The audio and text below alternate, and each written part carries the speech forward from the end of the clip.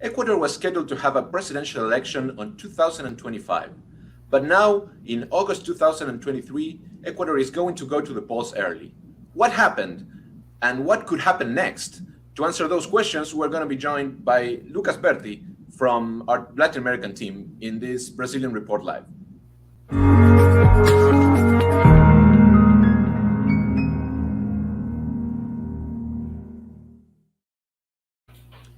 Hello, Lucas, and welcome to Latam this week.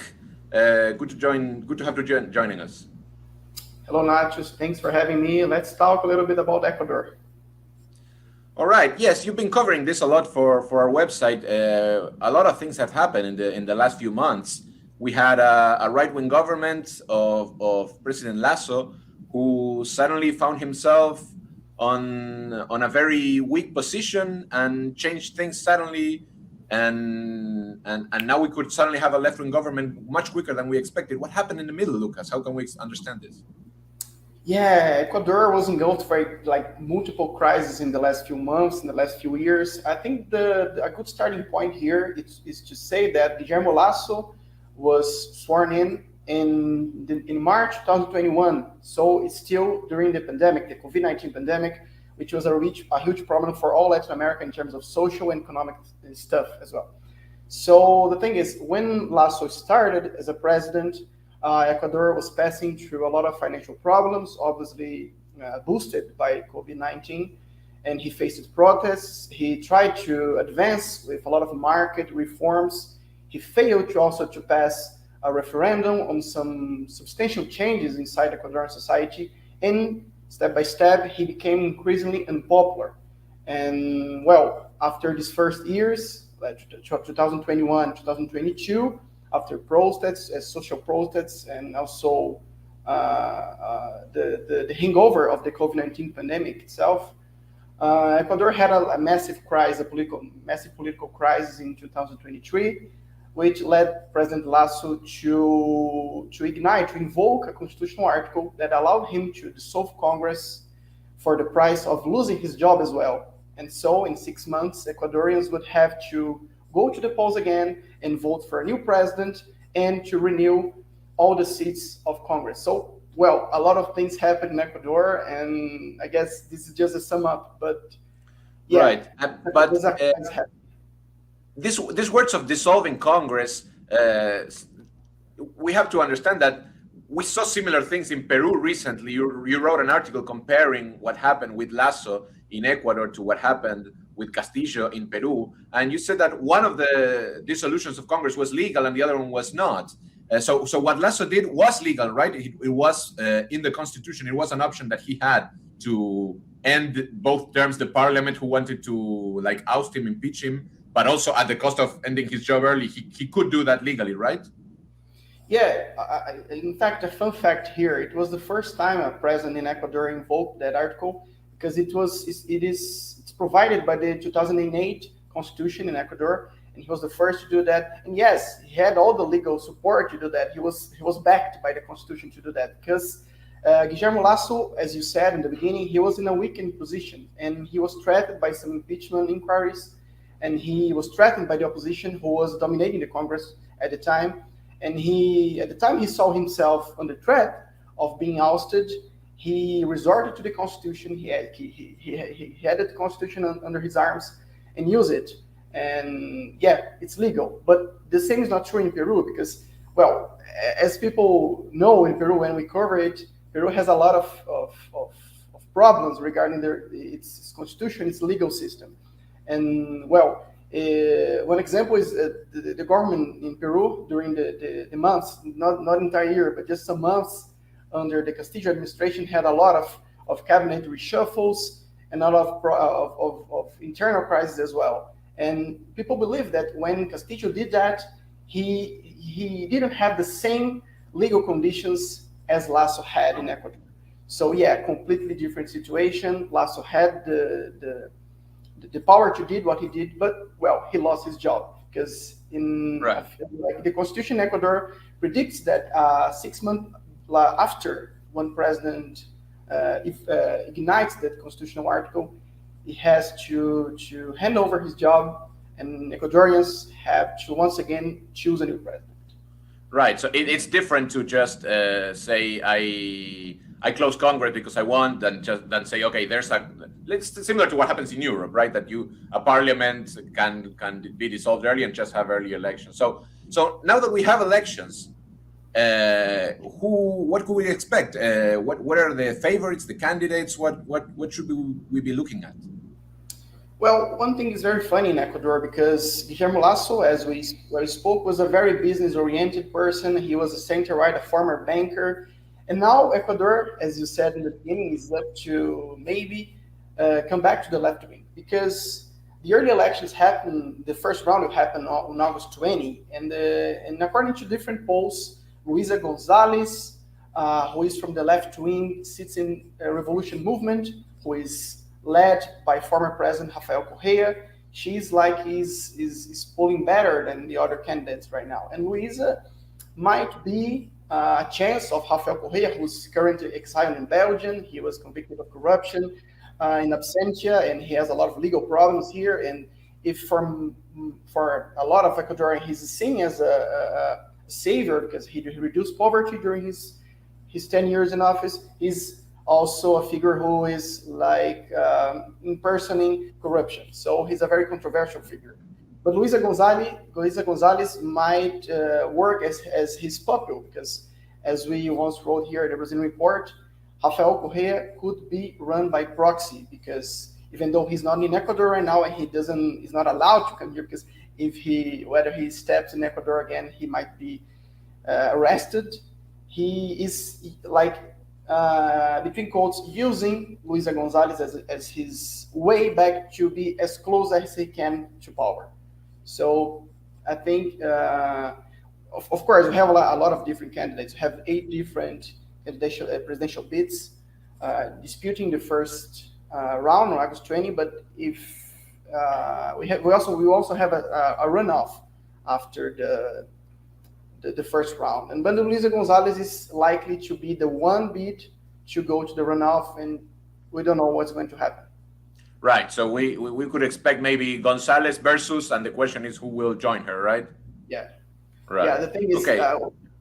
The thing is that I guess we have like González against someone. We are waiting to see.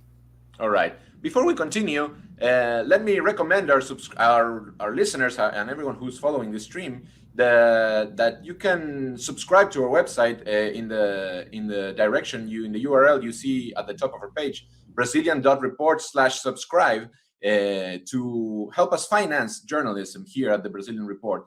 Because as you might know or not, journalism is a costly endeavor.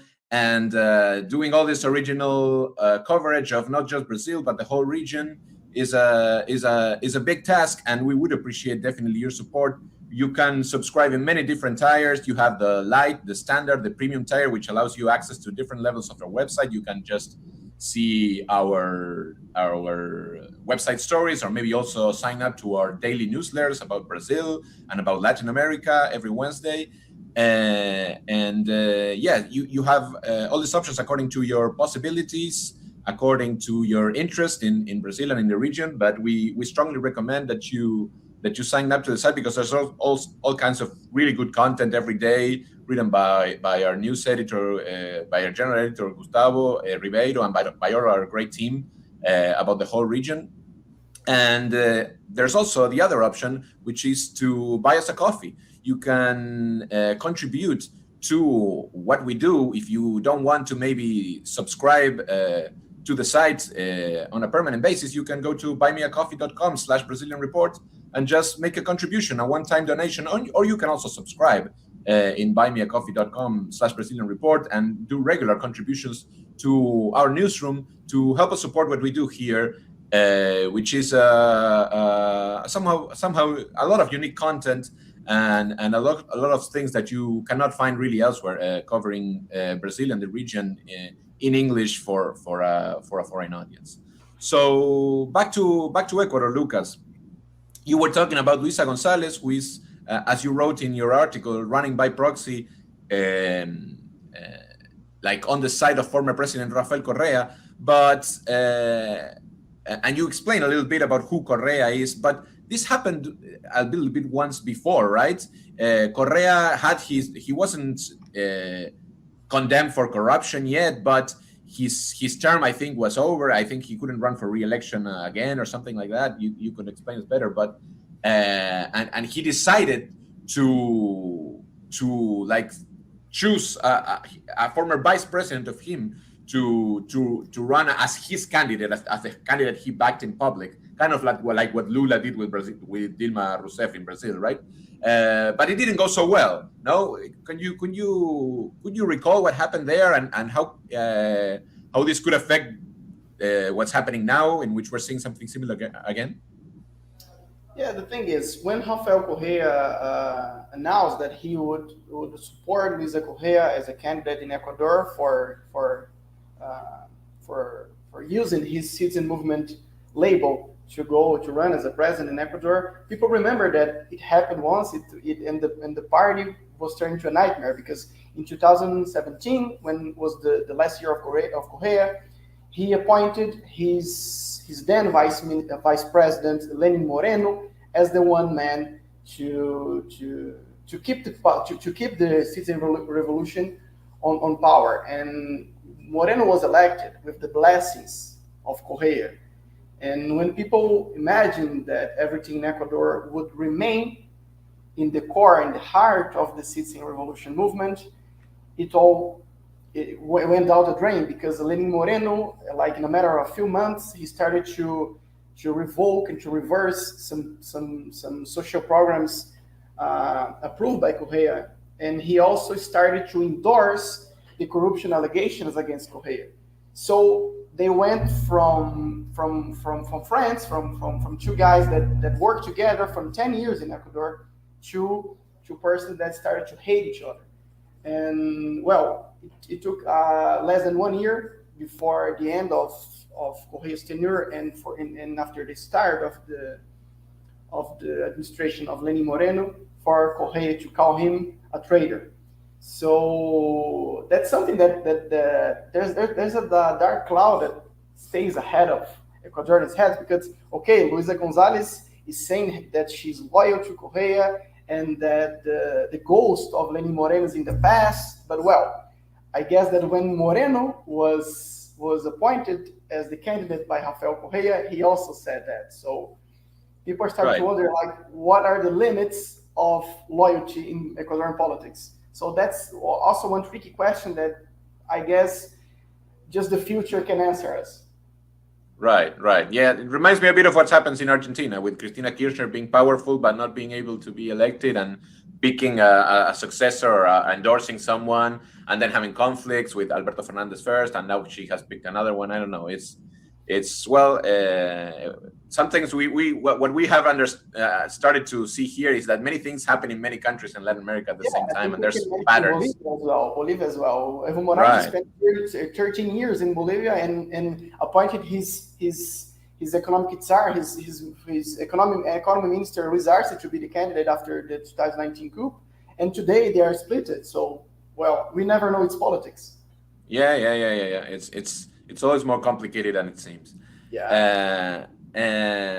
Right. So Luisa González is now the hope, the person that Correa hopes will be loyal to her. But I think the campaign for ordinary Ecuadorians that are not following day-to-day machinations of politics and who is on the side of who. The main concern seems to be the violence, right? The crime, the rising crime wave. It also happens in many countries in Latin America, but I think in Ecuador it went to a new level, right, in the last few months, and that may be a deciding factor in the election.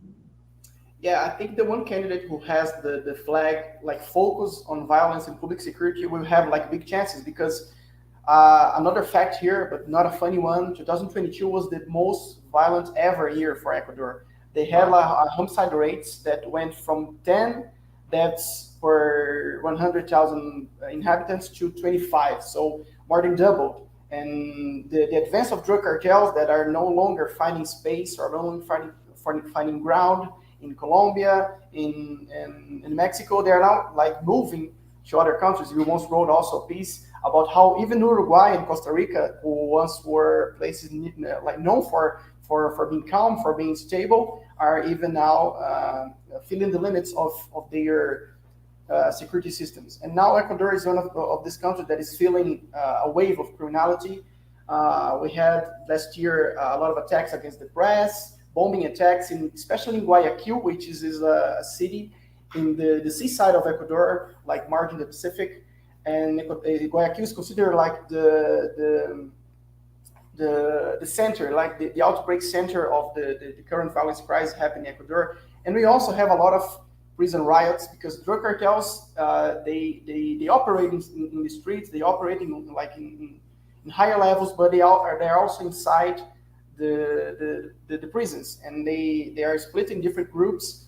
And whenever you have like a riot inside prisons, it becomes really, really, really bloody, because I guess since 2020 we have more than 400 inmates killed in the middle of these clashes between gangs inside prisons. So every time you go to the headlines in Ecuador, you see the declaration of decrease of state of emergency, and you have the army on the streets, and you have the police trying to control the cells, trying to control the prisons. So, well, that's a message. That's a message for the candidates, like either a left wing or a more conservative one. They need to focus on public security, and well, that's something that Rafael Correa failed to do back in the days, because the years of Rafael Correa was more focused on reducing poverty. We did not have a pandemic. We have the pinky tide, the boom of commodities here in Latin America. So now it's a whole different scenarios. So now Luisa González, in case she wins and becomes the next president, the first female president of Ecuador, she really needs to take care of that, to focus less on talking just about social programs and talk about how to make Ecuadorians feel safe. Because according to some studies, no other population in Latin America feels more insecure than Ecuadorians today. Interesting. Yeah, you say a lot of interesting points there. The port cities, as Guayaquil, are always are becoming. You can see it in Chile too. Are becoming sources of criminal conflict, of cartels fighting to export drugs and fighting for the turf and so on. In Rosario, in Argentina, it's happening too, and that can lead to blood spilling, right? And in countries which used to be more Pacific, let's say. You were saying that González will have a challenge that Correa didn't have, and I think that could open the room for surprises, right? Because like as we said at the beginning, González is leading, but she's unlikely to win the first round, right? And that could mean that whoever comes second could have a shot, maybe being tough on crime or whatever. Like there could be room for. There's still a long way to go in this race. I mean, even if she's leading in polls, there's still in such a volatile climate, which I mean, there could be still twists in the race. That's I think what I'm trying to say. Yeah, because timing is everything in politics, especially in Latin America. We have the example of Chile, for example. Chile went from a protest that was fueled with a left-wing sentiment of changing the constitution, and a few years later, with the pandemic and with the increase of violence in Chile, we saw some conservative, some right-wingish speeches on a rise because of people, like the regular citizen, be it in Chile, be it in Ecuador, be it in Mexico, be it in, like, you can pick the country in Latin America. Wherever there's a wave of violence, people want to feel safe. We also have an example in El Salvador, where people are like crushing human rights under the Nayib Bukele administration, but people are feeling safe, and that's why he has a 90% approval rate. So right. The same can happen in Ecuador. So maybe if we have the polls are right, and if we have a runoff, if we have a runoff between Luisa González and, for example, a far right or a right wing candidate who relies his campaign or her campaign focus on his campaign, because Luisa González is the sole female candidate here in the Ecuadorian elections this year. But if, for example, if we have like a right wing candidate like structuring his campaign and using the flag of we are going to battle violence, it's always a good card to use in the Latin American political game. Right, and there's also the indigenous factor in Ecuador, which is always big. There is an indigenous candidate, right, who could also be a third option between the right and the left. Yeah, Ignacio Portes, he tried to become president in the last elections.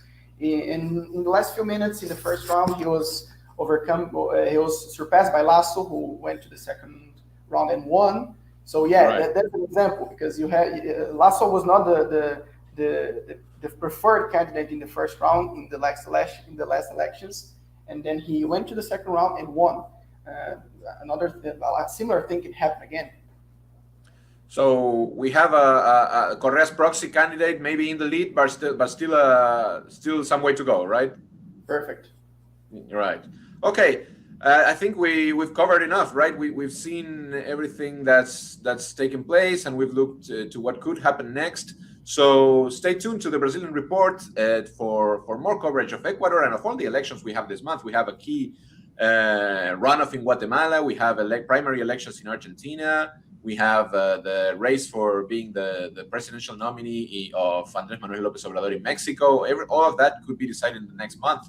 So remember to subscribe to our site, to subscribe to Brazilian.report/subscribe, and pick your favorite plan, and join us in our coverage of the region. Thank you, Lucas, for being here, and thank you for all your information and for all your articles on Ecuador and more.